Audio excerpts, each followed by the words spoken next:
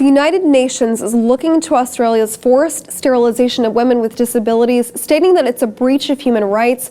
Australia allows parents of disabled women to sterilize their daughters, as well as accept court-issued sterilisation orders.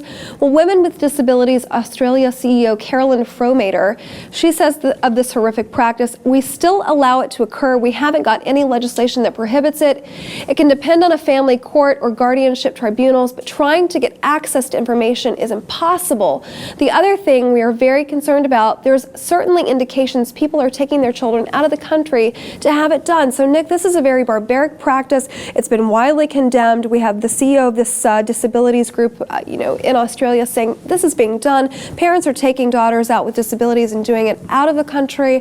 What do you make of this phenomenon? It's 2015. It's 2015. I mean, I think it's terrible, and I think calling it a breach of human rights is exactly what it is. I mean, under international law, under the description of what constitutes genocide, sterilization is mentioned there. So I think that in itself says a lot. But look, I mean, that in itself is terrible. But then look at our own country here on the right. We see Republicans trying to tell women, what they can do with their bodies as well, whether or not they should be able to have abortions. And they say, if you get raped and you want to have an abortion, well, that's wrong because my God that I believe in doesn't want that to happen. So whether it's, telling people that they have to get abortions or they have to be sterilized or telling them that they can't do it, I think it's all a breach of human rights, and I think it's terrible, and I think it should be wrong. Like you said, it's 2015. Well, the human rights record that's being assessed by the UN Human Rights Council, they do this periodic review, and sterilization came up, and what they're saying is that there's this anecdotal evidence that suggests that unauthorized, non-therapeutic forced sterilization is happening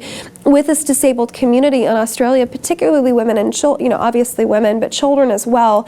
And I want to bring this back home to the U.S. Prisoners in the U.S. In 2010, for example, in California, we were able to find 150 between 2006 and 2010. Prior to this, up to the 1960s, up to 20,000 cases of this coerced sterilization, this practice. So it's not only explicit to Australia, this happens everywhere, even in the US. This is in our own history. And as early, 2010, we saw this happening, coercive sterilization for California prisoners. As far as the laws in Australia, I mean, are we talking about disabled people in general? Are we talking about specific diseases here? Because obviously not everything's going to be passed on to your children. There isn't always a need to sterilize a woman. I mean, I personally think there's never a need for that, but there isn't always that need if you're fearing that it might be passed on to future generations. Well, there is a need for a therapeutic hysterectomy in cases where your life may be at risk. Right. I've heard of those cases, but that's not what we're talking about here. We're talking about women and girls who are sterilized because they have an intellectual disability.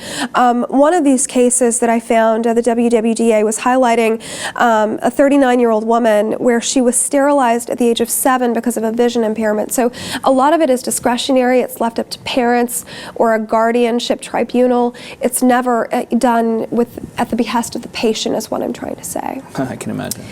Forced sterilization, this practice, the UN looking into it at this session in Geneva. Women with disabilities being sterilized is still happening in 2015.